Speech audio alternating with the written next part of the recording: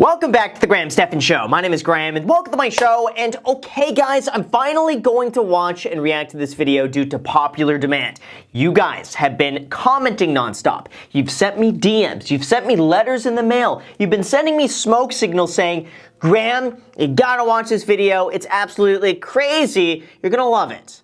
And by love it, maybe I'm going to be repulsed by their spending. I don't know. But anyway, this is the video. Let's get right into it. It's just called How Shaquill and Shaquem Griffin Spent Their First $1M in the NFL. Wait for it. My First Million. Wait for it again. GQ Sports. So with that said, guys, we got to do our part to help out the YouTube algorithm. I am going to go and smash this like button here. And then, by the way, the like to dislike ratio in this video is really good. So maybe they're actually spending money really wisely. And also, you know what? I bet people are really happy that they got their 4 free stocks by using the link down below in the description. And Webull is going to be giving you 4 free stocks when you deposit $100. And the offer is expiring like any day now. So if you guys want those 4 free stocks, enjoy. And now let's start the video. Is everything right here? No. I bought a Rolex my rookie year. That was 20. And 20 for my team. Oh no, we know this is going to be a good episode, guys. 20,000 on teeth. We're not even talking like dental work here. We're not talking about like he got like veneers, got his teeth fixed, like brace. No, diamonds. Diamonds. That is the most impractical thing I've ever seen people spend money on. You can't eat like that, can you? Can you eat? I can't imagine chomping into an In-N-Out burger like that, wearing those things. Hey everyone, this is Shaquem Griffin. And this is Shaquill Griffin. And this is how we spent and invested our first $1 million. Woo! We got invested. Maybe that's why everyone's telling me to go and watch this video, because like, Graham, they're investing your money. They're spending money on teeth and Rolexes, but guess what, Graham? They're investing the rest. Let's see. We are from St. Petersburg, Florida. 727, baby. And I feel like St. Pete. 310, soon to be 702, guys. Soon to have a 702. Oh, I shouldn't have given out my the area code to my phone number. Anyway, Jack will just mute that out. But soon to be 702. I could say 702. That's like all of Las Vegas. He shaped us who we are today. First job you ever had? First job was a summertime job. We was just taking staples out of like bundles of papers. And being 2 guys with a lot of energy, it was pretty tough to do that. Why would they need to do the staples? That's one of the most random jobs I think I've ever heard. Like as a summer job. Like, what do you do in your summer? You remove staples. Odd jobs. Definitely an odd job there. The thing about that is just they only had so many boxes to move, and we moved them so fast that we got bored once again. We started building clubhouses in the back of the storage room with the boxes to hide ourselves so we can sleep even longer. But to summarize that story, we didn't finish the summer with that job. I wonder what the boss would say about that. That they build forts to sleep in. Do you just immediately fire him, or you're like, guys, like, come on, it's a joke, right? Come on, like no one's actually doing this. All right, get back to work. All right, fun's over. I don't know. I don't know how you could take that seriously. To get drafted, did you start thinking like I'm going to make it to the NFL? So at first, I wanted to be a physician assistant. You know, my mom is a nurse. Football was a backup plan. And my backup plan became my main priority. That's crazy for football to be your backup plan. Wow, it's like my backup plan was to be like a multi-billionaire, but I fell into it. That's crazy. Wow, good for him. The day I was drafted, 3rd round came. This is the 2nd day, and Seattle gave me this call. But you can see my mom in the kitchen, like, shaking. Can't believe this actually happened.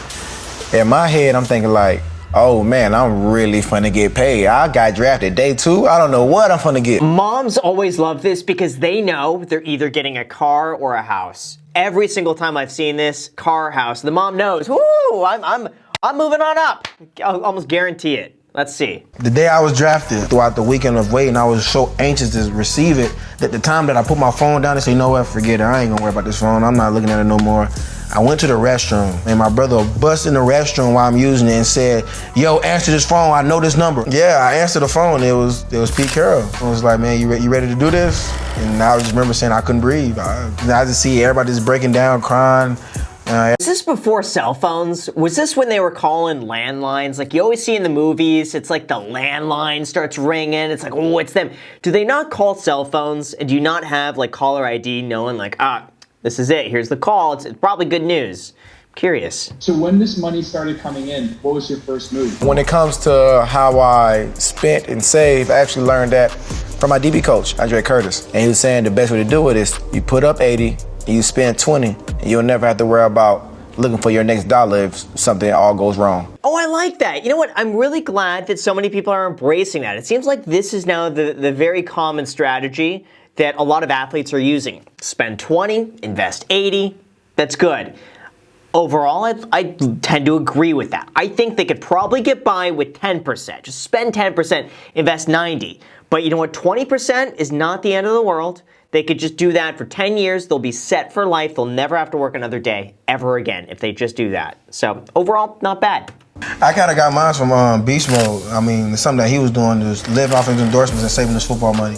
You know, I was blessed and fortunate to get a lot of endorsements. So whatever I make from my endorsement money, I just use that and I create a budget within myself. You know, the money that I make from doing my day job, that's what I'm going to build up to make sure I make further investments and make sure, you know, we have long money and not short. I love that. That's, again, it's very much like the Jay Leno method. He basically would just live off the money he made doing comedy skits and touring, and he saved all of his Tonight Show money. So he always had two sources of income, spent one, saved the other, saved the larger portion of it. I think that's fantastic. Well, we talked about how we saved our money. Now I want to tell you guys how we spent that money. The very first thing that I bought when I made it to the league was my dad's 1972 Caprice Coupe. So my dad is a real old school car fan. We fixed it up, put rims on it, stereo system, the whole nine. And he fell in love with it. It was the first time I actually seen my dad cry. You know what? That's not necessarily a bad purchase because I have a feeling that car is not really going to go down in value. It's so much better that than like a 2020 Range Rover, brand new, fully loaded. The second you drive it off the lot, 30 grand is gone. This is going to hold its value. It's a nice car. It's a really nice car. That's what to do. Oh, those teeth.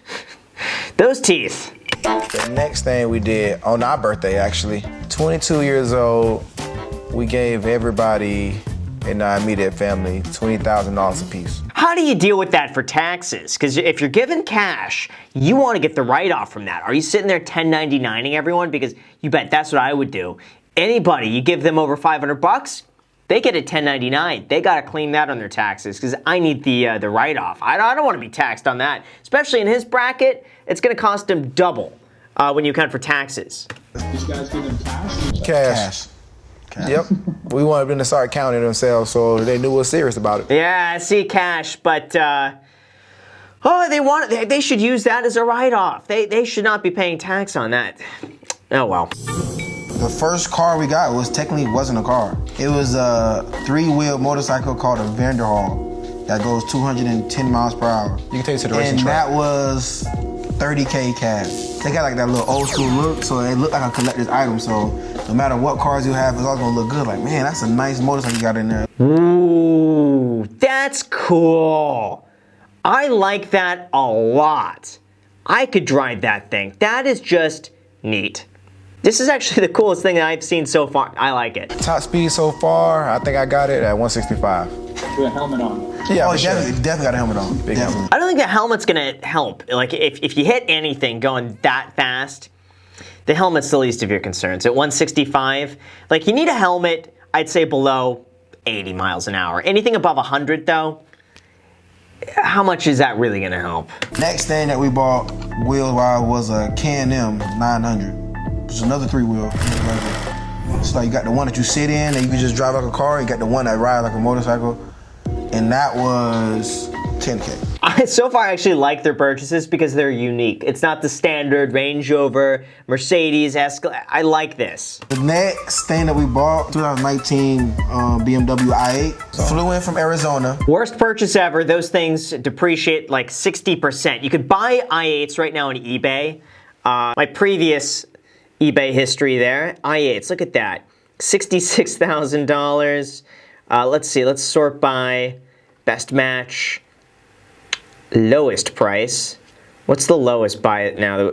$54,000. These things just depreciated like a rock. They dropped so much. Those are good cars that you could lease. I'd never buy them. And that was 100K even. Yeah, now it's worth 60. Okay, next vehicle was the 2020 G-Wagon. We actually got the G-Wagon while we was in Seattle. Roughly 200K. I got a G-Wagon, but at least those don't depreciate as bad. You buy it at 200, maybe it's worth like 150, so it goes down about 25%, and then they hold. Once they've dropped enough, they just tend to hold right there on like the $40,000 to $50,000 range, but still. It's another car, but it's not ours. Not ours.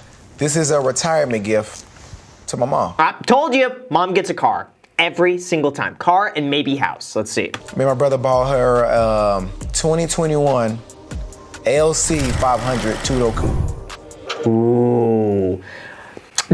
Nice cars. Very expensive for what they are. They're about 110 grand. Don't really keep the resale that well. It's a good, I don't want to say it's a good mom car. It's a good car for a mom. Lexus, $150,000 car. 150 grand. Why? Why? Oh my God! You could get her a used S65. No, like a new S65 Mercedes. Something crazy for like buy her a used Bentley at that price. Oh well. Me and my brother actually bought her a $20,000 Rolex to go inside the car for a retirement gift. So yeah, she had no idea this is coming. Happy retirement, Mom.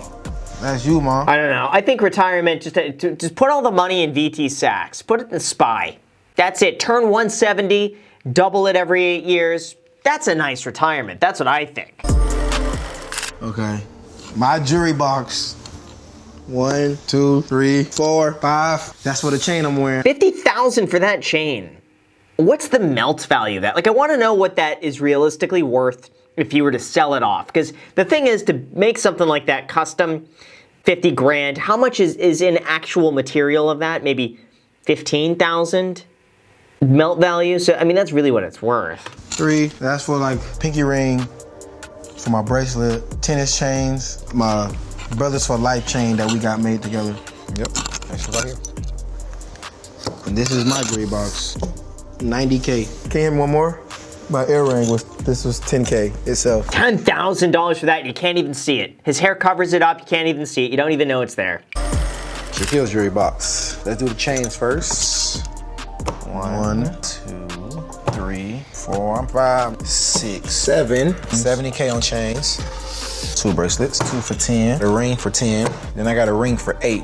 But I'm gonna round it up to 10. 50,000 on bracelets and rings. Wow, 50,000 on bracelets. But how much money are they making? That's really what this comes down to. Like if they're making like $6 million a year, blowing this between the two of them, not that bad. But I'm curious how much they make. Because if this is such a small percentage to them that they could blow like 10K here, 10K there, not even think about it, I'm guessing they're making a lot of money, especially if this is only 20%. Let's actually look this up. Shaquem Griffin salary. What does this salary? Wait, Griffin signed a 4-year deal worth $2.8 million with $300,000 guaranteed. That's not as much as I thought. I don't think that's enough to spend like this. All right. 3.2 million. I don't think this is.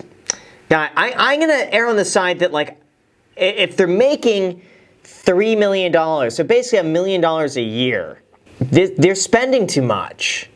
I thought they would be signing like $15, $20 million contracts. Oh man, I think unless you're making maybe a lot from endorsements or something, but it's too much. I bought a Rolex my rookie year. That was 20. 10 for my earrings. And 20 for my teeth. I didn't add that to mine, I'm sorry. Yeah, you got teeth too, so you want to put 20 on yours? You got teeth too. You got teeth too, 20 grand, throw that in there. I need teeth. What if I bought teeth? 20 grand. We actually put some money into starting our own production company.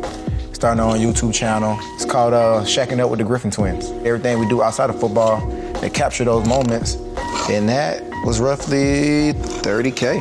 Smart choice. Very smart choice to do a YouTube channel. Be like the next Ace family or some crazy family like that. Good choice. 30K would buy you the best equipment, the best editor, the best software, the best everything for 30K. I bet he could have even gotten started for honestly like 5K. Just iPhone, computer, editor per video, something like that. Don't need 30 grand for that. This is how we spent our first $1,027,000. So we talked about how we spent money, but we also invested money. You know, we got into a little bit of real estate, called the Twin Acres. We bought some land back home in Bradenton, $252,000 on just the lot itself, next to the water, and we bought a house. And the lot that we bought that's in a little under an acre that we getting built and fixed on right now. 325. That's good. Glad they're getting into real estate. I'm not sure I would have done land. But, you know, if they have a plan for it, to each their own. And we just wanted people to see something that's a little different than seeing us playing football. We do some smart things with it as well, so you gotta stay smart with it. Like I said before, you put up 80 and you spend 20. You gotta do it the right way. Both of us together, 500K to start up Twin Acres. Yeah. So that's it. Hope you guys really enjoyed. All right, so I think they're spending too much. I'm gonna take the side that, like, I'm glad they're saving 80, but if this is after-tax spending and their salaries are worth, like, let's say $1 million a year, let's just say $1 million a year each, so $2 million between the two of them, $2 million spending 500 grand, it's pushing it for what they're doing. I'm hoping a lot of these are really just one-time costs and then they're not gonna be recurring teeth every year, not recurring jewelry. That's my biggest criticism here, is I think they're spending too much and I would like to see them saving a bit more for their income. I like this. They get more stuff because they could just split the price. Like that comment. That's very true. It's like they're living together at this point. They could share the car, share the jewelry, share the clothes, do everything. That's awesome. Ha! I love this one. Dylan. I predict Stephan, spelt my name E-N, it's A-N, will be on this in a jiffy. 4 replies. Let's see. I'm waiting for him. The biggest pocket watcher.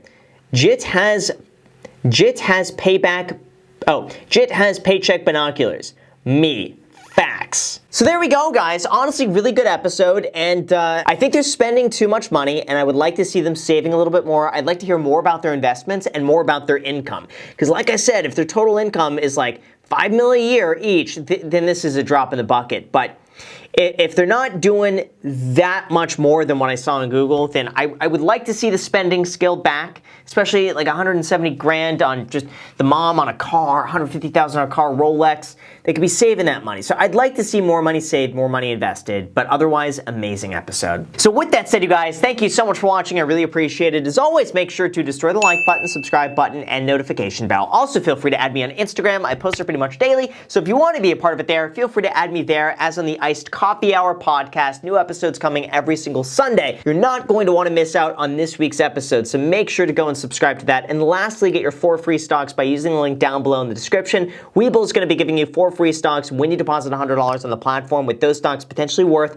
all the way up to $1,600. If you want those stocks, use the link down below. Thank you so much for watching, and until next time.